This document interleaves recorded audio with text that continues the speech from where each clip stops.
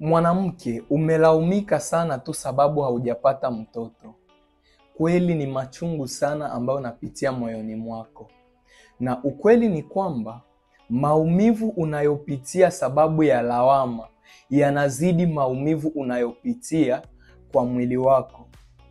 Na hiyo hatua imezidi kukuima amani, hata ukishtuka usingizini usiku, unavurugwa, hauwezi tena kukasinzia.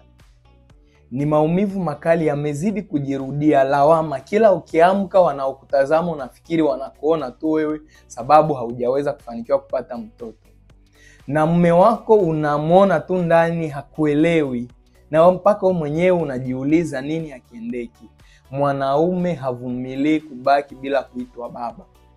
Sasa, chukua tahadhari mapema.